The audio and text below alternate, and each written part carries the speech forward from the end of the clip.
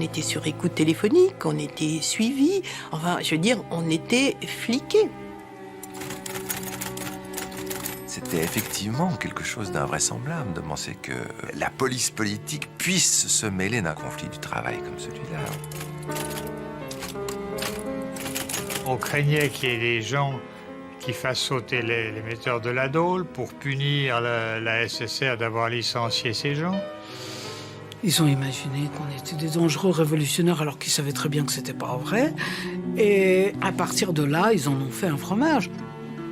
On s'est aussi laissé prendre dans un engrenage qui était malsain.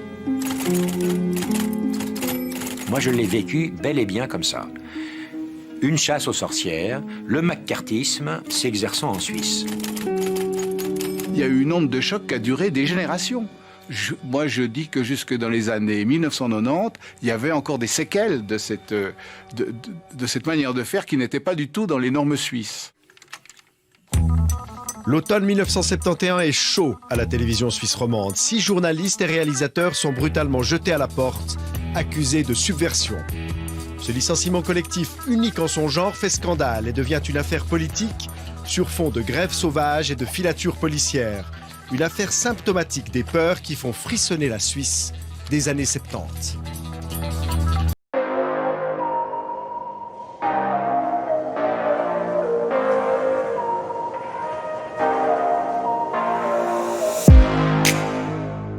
Alors en France et en Suisse, oui, je peux affirmer qu'il y a des trafics d'organes, qu'il y a de la pédophilie institutionnelle, de la pédophilie des élites. Hein. J'ai été licencié de mon travail pour avoir osé dénoncer la pédophilie des élites, alors que je ne parlais jamais de mon travail, savoir où je travaillais, pour qui je travaillais. Et mes supérieurs hiérarchiques m'ont dit « Tu dois fermer tes blogs ». Et comme j'ai refusé de fermer mes blogs, car je ne voulais pas trahir les victimes que je soutenais, eh ben, j'ai été licencié. Mais, je tiens à le dire, mon travail, hein, il coûte moins cher que la vie d'un enfant. Mais même ma vie, elle est moins chère que celle d'un enfant, même d'un enfant que je ne connais pas. Moi, je serais prêt à donner ma vie pour sauver un enfant.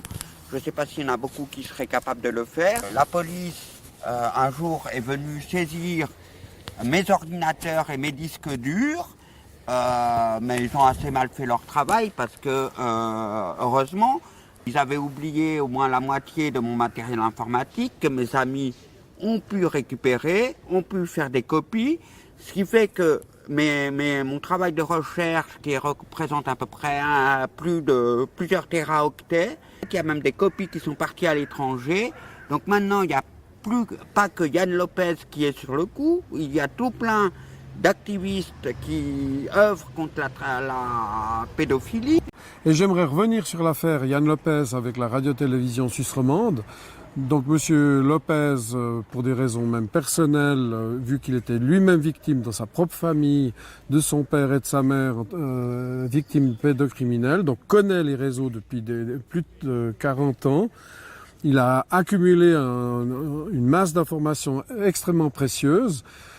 Il n'a jamais révélé quoi que ce soit dans le cadre de son travail, de la télévision suisse romande.